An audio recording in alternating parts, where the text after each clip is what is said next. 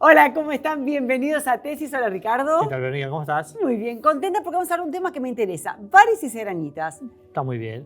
Vamos a hablar también de cómo afecta o ha afectado el COVID al tema de fertilidad, ¿sí? Y cómo se va a conmemorar el Día Mundial sin Tabaco. Vamos a hablar también de tabaquismo. Buenísimo, Así re que completo. Vamos de todo. Arrancamos. Arrancamos.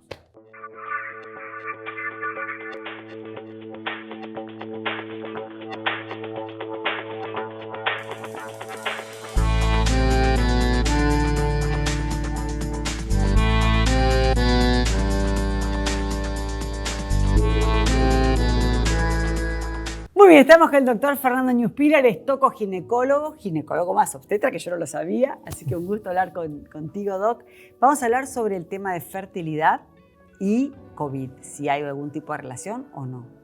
Es interesante la pregunta porque acabamos de terminar un estudio en el cual se demuestra que, y después van a entender por qué, se demuestra que el COVID no afecta la fertilidad.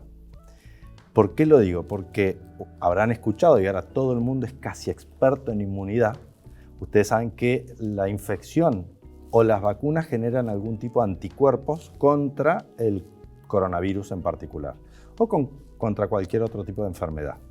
Existen algunos tipos de infertilidad que están vinculadas a la existencia de anticuerpos, por ejemplo, contra el óvulo o contra los folículos. Entonces, en algún momento se pensó que la existencia de altas concentraciones de anticuerpos podría generar en el ovario de la mujer algún tipo de reacción adversa, por ejemplo, disminuyendo la reserva ovárica.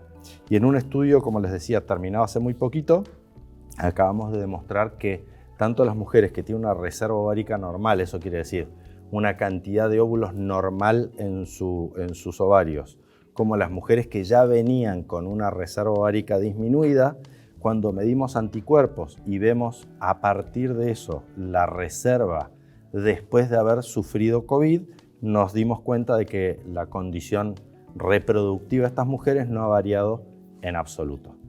Así que es una buena noticia que por lo menos en este ámbito Estamos viendo que toca todos los factores, este ámbito lo está dejando... Por suerte, por ahora está bastante intacto. Y el estrés, digamos, que produce todo este proceso de que se está atravesando por la pandemia, ¿ha llevado a mayores parejas a tener problemas de reproducción? Nosotros encontramos varias, también lo hemos estudiado, y encontramos varias cosas, particularmente en IBI Buenos Aires, que es donde trabajamos en Argentina.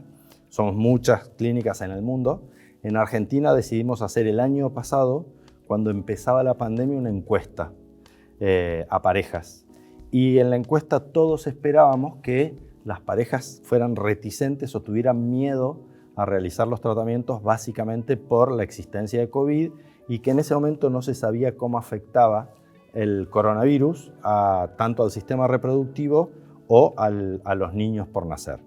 En esa encuesta nos sorprendimos y vimos que la gente estaba muy informada y que no tenía miedo de embarazarse, por lo cual a la hora de hacer los tratamientos iban para adelante. Replicamos esa encuesta en algunas clínicas de España y en la clínica que tenemos en Chile, y los resultados fueron todos exactamente iguales. La diferencia es que en España ya el coronavirus iba bajando, la pandemia iba disminuyendo en ese momento, la primera ola. Nosotros íbamos increyendo acá y en Chile, pero las respuestas de los dos continentes fueron prácticamente iguales. La gente estaba temerosa del COVID, pero no temerosa a realizar tratamientos para lograr el embarazo. Y en la otra, en lo opuesto de esto, de la gente al estar más tiempo juntas, al hacer esta convivencia obligatoria, ¿no fomentó a que tuviesen más éxito los tratamientos? O sea, que las personas tuviesen más relaciones sexuales al estar más tiempo juntas. A nosotros en general nos llegan las parejas que no pueden tener hijos en casa. Por supuesto. Entonces, cuando nosotros miramos los resultados, son de parejas que en casa no lo logran. Ok. ¿Qué sabemos? Han pasado en términos, entre comillas, matrimoniales, varias cosas. Un grupo de parejas se afianzó más. Ok. Y otro grupo de parejas, lo habrán escuchado en encuestas y fueron... Se separaron. Se separaron. Ok. En el caso de los pacientes que han realizado tratamiento, no, las probabilidades de gestación fueron idénticas. Lo mira. otro interesante que vimos en el IBI es que aumentaron significativamente la cantidad de mujeres solas que vinieron a preservar su fertilidad, o sea, a guardar sus óvulos para el futuro. Y esto nosotros lo vinculamos, no lo encuestamos, pero lo vinculamos con que la gente tenía en el bolsillo un poco más de dinero que fuera de la pandemia, porque no había en qué gastar. Entonces, inteligentemente han gastado su dinero en preservar la fertilidad. Y segundo, de manera fuera de cámara, sí. Existen algunas teorías que dicen que, lo hemos hablado con otros médicos de otras clínicas, que como está particularmente difícil en este momento por el coronavirus conseguir parejas, algunas pacientes han dicho que como lo tienen tan difícil para conseguir parejas, no solo es un tema económico el haber hecho que vayan a preservar, sino que ven más difícil la posibilidad de lograr parejas, entonces deciden preservar la fertilidad. Entonces son temas que se conjugan que son bastante interesantes para el análisis. Es decir, que por un lado, diríamos, ese deseo de ser papá o mamá no tuvo ninguna contra con el COVID, digamos, lo siguieron sosteniendo a pesar de todo. Salvo las parejas que se separaron. Claro. No, pero estamos hablando de las parejas que no pueden tener, que van a buscar un tratamiento. Lo sostuvieron en el tiempo. En la pandemia. Únicamente al principio de la pandemia, que no sabíamos cómo iba a funcionar esto, la mayoría de las clínicas hicimos un lockdown, particularmente en abril. En abril hicimos 0 tratamiento, pero porque cerramos. Cuando fuimos viendo cómo se desarrollaba la pandemia en Argentina, fuimos liberando, hicimos todos los protocolos que están consensuados con otras clínicas de Argentina y del mundo, y fuimos liberando. Y sorprendentemente, cuando sacamos el lockdown, vimos que se hicieron más tratamientos que en otros meses de otros años, porque sentimos que hubo como una gran necesidad de la gente que no lo pudo hacer al inicio de la pandemia, de esperar ese tiempo y completar su tratamiento un poco más adelante. Algo más introspectivo, ¿no? Sí, claro. El deseo de ser padre existe y es algo inamovible. Yo lo veo, muchas mujeres dicen, no, yo no quiero ser madre, yo no quiero ser madre. Y hay un momento en que algún gen se expresa, que no lo conocemos todavía ese gen, pero se expresa y cambian radicalmente la idea. Dicen, ahora sí. Entonces a veces es un poquito tarde. Entonces por eso siempre les pedimos o les sugerimos a las mujeres que preserven la fertilidad. Para que cuando ese deseo se exprese, tengan óvulos de cuando eran más jóvenes. Otro día venís a hablar de eso. Perfecto. De cómo preservarlo. Bueno, muchas gracias, Fernando. Gracias a ustedes por la entrevista. Bueno, muy bien, vamos, dale. Bueno, estamos con la doctora Valeria Laj. ¿Qué tal, Valeria? Hola, Valeria. ¿Cómo están? Para hablar de tabaquismo, esta afección, esta adicción que tan mal nos hace, ¿no? Sí, es una enfermedad. Es una enfermedad que genera adicción, porque la nicotina genera adicción. Cuando uno inhala, la nicotina es el químico que ocupa un lugarcito en nuestro cerebro y produce placer, pero un placer muy cortito, porque después tenés que usar otro cigarrillo para llegar a tener esa misma sensación de placer. Es más adictiva que la heroína y que la cocaína, la nicotina. Así que es un problema, es una pandemia, ¿no? Muchos millones en el mundo tienen esta adicción y en Argentina, por ejemplo, se lleva 44.000 fallecimientos en este país. ¿Por año? Por año, sí.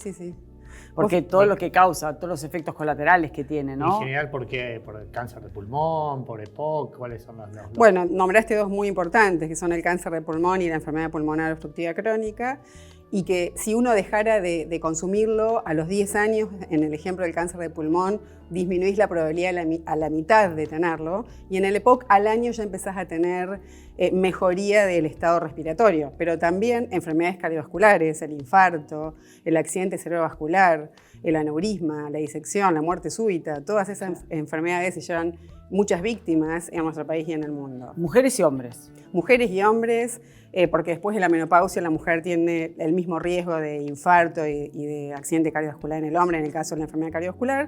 Y en el caso del cáncer, hay cánceres, además que produce el tabaquismo, como el cáncer de cuello de útero, de vejiga, de próstata, de hígado, de laringe, de faringe. El tabaco es malo, es una enfermedad que hay que combatirla y se puede combatirla. Esa es la buena noticia. Hay tratamientos para aquel que quiere dejar de fumar. Así es.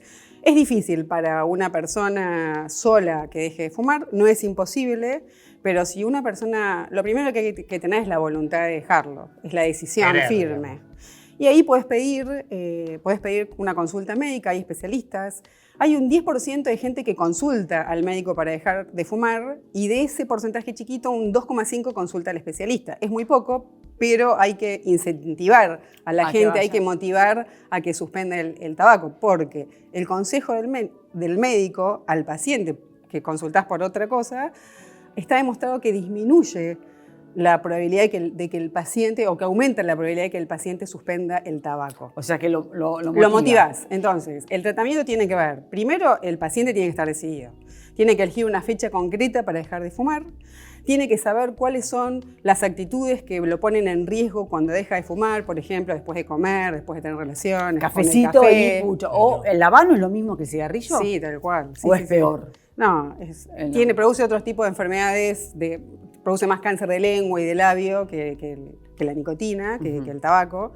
Pero sí, todos los productos que tienen nicotina, todos generan daño, pero de toda índole, en la reproducción, en el embarazo, en los niños prematuros, con insuficiencia pulmonar que nacen. Después hay 165.000 muertes por año en los niños, muertes prematuras, antes de los 5 años. Y los que sobreviven con dificultades respiratorias toda la vida. Entonces es muy importante esto de decirle a la gente que sí se puede. Y también es importante que, asociado a estas dos cuestiones que dijimos, de fecha y identificar las cuestiones que al paciente le hacen fumar, que tiene que tener obviamente una alternativa para eso cuando suceda, después de comer, salir a caminar, hacer actividad física, hacer otra cosa. Y además la terapia farmacológica. Esta es una enfermedad crónica que es la que mata más gente en el mundo. ¿Y por qué no usar tratamiento farmacológico? Sí, hay que usarlo. O sea, que hay como medicación para que a vos te sustituya ese placer que te da el inhalar el cigarrillo, ¿es eso? La nicotina, porque la nicotina es la que genera adicción, eso lo tenés que reemplazar.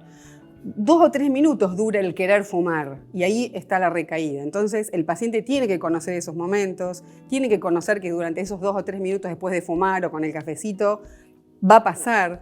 Una pitada produce la recaída es frecuente. Y el oler que hay otro fumando, si por también, ejemplo tu pareja fuma, totalmente, se te hace más cuesta arriba. Totalmente, pero es un tema importante, cuando vos fumás y el resto no fuma en tu casa, también estás dañándolos. Porque esa gente son fumadores pasivos Ay, sí. Y que tienen más riesgo. Más cuando tal vez en una etapa de la vida no te importa, cuando te embarazás o cuando ya tenés bebitos decís, ay, que no fumen adentro.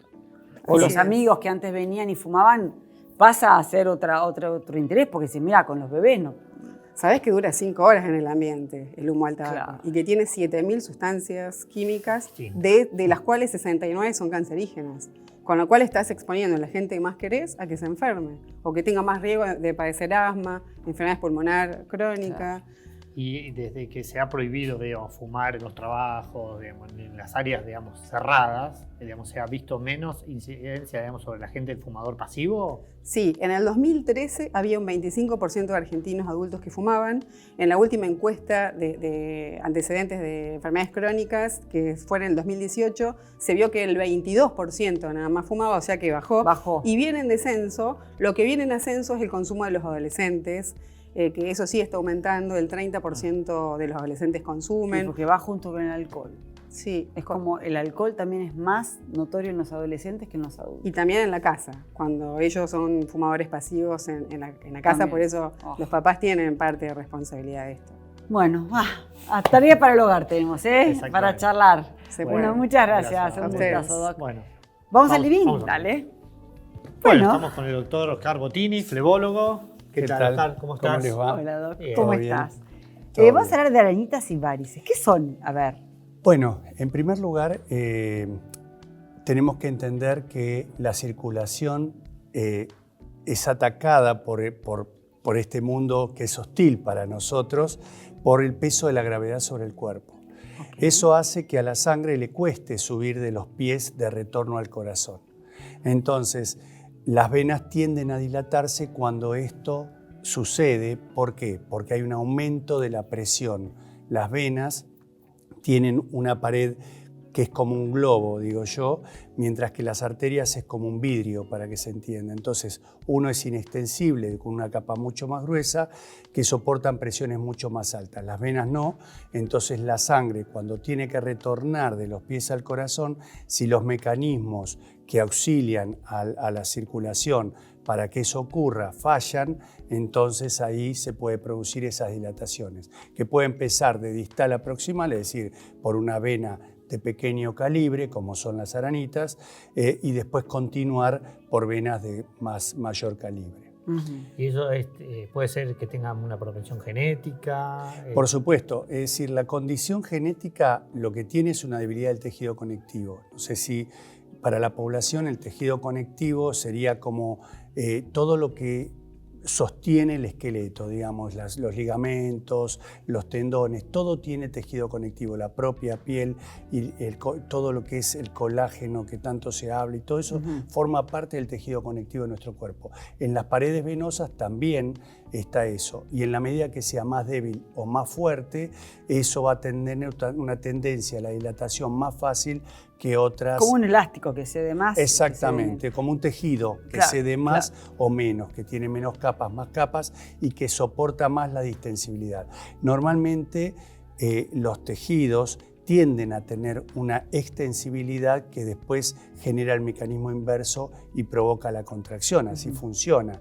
En realidad el sistema venoso lo que tiene es unas válvulas, las venas tienen unas válvulas que abren hacia arriba y cierran hacia abajo, y abren hacia adentro y cierran hacia afuera. De tal manera que la sangre va de afuera adentro y de abajo arriba. Cuando un fallo en la pared venosa, de tal manera que se dilata, o un fallo en la válvula sucede, se transforma en lo que se llama, en vez de flujo, reflujo, que la sangre se cae o que va hacia afuera. Y esto aumenta la presión, y cuando va a contracorriente, obviamente, imaginemos un árbol al revés, donde las ramas más grandes terminan desaguando en ramas más chiquitas, esto produce la dilatación. Por eso de en las estas venas. extremidades inferiores. Por eso genera. Doctor, ¿el ejercicio hace bien? ¿Dormir con las patas un poco para arriba de la cabeza hace Eso bien? es Mito. el tema de las piernas es un mito en este sentido. En realidad, lo que uno debe pensar es que no estamos adaptados para vivir 12 horas de pie. Entonces, lo que uno tiene que hacer es acortar el tiempo que está sentado o parado, quieto. El problema es que por nuestras actividades pasamos mucho tiempo en esas condiciones, y ahí sí uno debe elevar las piernas y acortar estos tiempos. Pero durante la noche, el hecho de dormir en la cama en manera normal, la sangre va a drenar y va a vaciar todo ese contenido de exceso que tiene, que es el edema que se produce producto de la filtración del líquido cuando este compartimiento está muy lleno, ¿se entiende? Sí, sí, Cuando sí. está con mucha presión, libera líquido hacia afuera para generar lo que se va a llamar el edema, el famoso edema en los pacientes, que son distintos estadios de la enfermedad. Por ejemplo, cuando nosotros dormimos 8 horas no necesitamos nada, pero si nosotros hacemos un ejercicio intenso donde queda toda la sangre abajo, o cuando estamos mucho tiempo sentados haciendo una actividad, es conveniente levantar las piernas, pero no necesitamos mucho, con 20 minutos es suficiente. El tema es poder acortar el tiempo que uno pasa parado o sentado. que debe ser corto. Y eso es algo que no estamos habituados a pensar. 40 minutos, levantarse, dar una vueltita, caminar, ir al baño. Depende el nivel de gravedad que tenga. Okay. En la clasificación es más usada en la clasificación SEAP, SEAP porque quiere decir clínica, etiología, patología y anatomía, o sea, la región que está enferma, y donde la C, que es la parte clínica, es la más usada. Y de 1 a 6 es la evolución de la enfermedad venosa. C1 serían las aranitas, C2 serían las varices más grandes, C3 es el edema, C4 es cuando empieza a haber cambios en la piel, esa gente que tiene la piel más oscura abajo en la pierna, C5 es cuando la úlcera se abrió y se cerró después, y C6 es cuando está la úlcera permanentemente abierta. ¿Y los tratamientos de todo esto, es decir, la compresión, tratamientos farmacológicos, qué es lo que se utiliza? En general hay 4 cosas que paran la mesa del tratamiento médico, que tiene que ver con ejercicios. Ejercicios me refiero a movimiento de dorsiflexión del pie sobre la pierna, porque ¿cómo acciona? Hay 2 mecanismos, el factor del venoso, que es el factor valvular de las válvulas de las venas, y el factor muscular, que es el que los músculos contraen. Al hacer la compresión del músculo, contraemos las venas de la pantorrilla y eso hace que la sangre suba. Tenemos 2 bombas, la planta del pie al pisar y la pantorrilla que empuja la sangre hacia arriba. Eso genera el movimiento ascendente y hacia adentro y hacia arriba de la sangre. Ese mecanismo, cuando falla, ¿qué cosas tenemos que hacer? En primer lugar, los ejercicios cuando estamos sentados, de dorsiflexión del pie sobre la pierna. En segundo lugar, el uso de una media de compresión.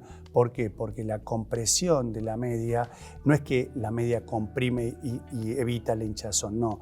La media comprime y le ayuda de apoyo al músculo para bombear mejor. Como si ustedes se paran contra la pared. Un tutor. Y tienen que usar un apoyo para tener más fuerza para empujar, por ejemplo, un mueble pesado. Eso es el apoyo que necesita el músculo para que la media bombee, para que el músculo bombee mejor. Y de esa manera tenemos el motor permanente. Y después es el ejercicio, decíamos el ejercicio permanente. Permanente es que hacemos 3-4 movimientos, pero como el corazón hay que hacerlo seguido, hay que hacerlo cada 20 minutos, media hora, depende del nivel de patología que tenga el individuo. Y lo otro que también colabora es el reposo fraccionado, como mencionamos anteriormente. Si el paciente tiene una patología muy severa, es conveniente que 2 o 3 veces en el día levante las piernas 15 minutos. Y por último, la medicación. Los venotónicos accionan sobre la pared de la vena. La vena es como si fueran baldosas en los pequeños vasos que hacen que vayan como suturadas a través, como las baldosas o los mosaicos van hexagonales, van como coaptando perfectamente. Cuando eso sufre un distrés, como que se raja en el medio, eso permite que células salgan hacia afuera y produzcan el efecto inflamatorio que producen los glóbulos blancos o los glóbulos rojos por el mecanismo del hierro. Y esto hace que se inflame la zona y se produzcan problemas, y esos problemas inflamatorios terminan produciendo una úlcera en la pierna. Perfecto. Muy claro, ¿no? Muy bien, clarísimo. Muchas gracias, doctor. No, por favor. ¿Volvemos? Volvemos. Dale. Hay fragancias que se quedan a vivir en tu memoria. Aromas es lo más. Aromas es lo más. Transforma tu casa con aromas. Es lo más. Aromas es lo más. ¿Te gustaría ser revendedora de aromas? Llámanos, porque aromas es lo más. Informe con nosotros. Las enfermedades no transmisibles han sido identificadas por la Organización Mundial de la Salud como la principal amenaza para la salud humana. Estas enfermedades incluyen a las cardiovasculares, el cáncer, la diabetes y las respiratorias crónicas. Los 4 factores de riesgo más importantes son el uso de tabaco, los hábitos alimentarios inadecuados, el sedentarismo y el abuso de alcohol. Todos ellos determinantes sociales evitables y prevenibles. Las enfermedades no transmisibles pueden ser evitadas si se garantiza un ambiente en el que se implementen políticas públicas, poblaciones eficaces que garanticen hábitos saludables, como la alimentación apropiada y el control de peso, la actividad física regular, la reducción del consumo del tabaco y la exposición a humo de tabaco ajeno, y también la reducción del consumo de alcohol.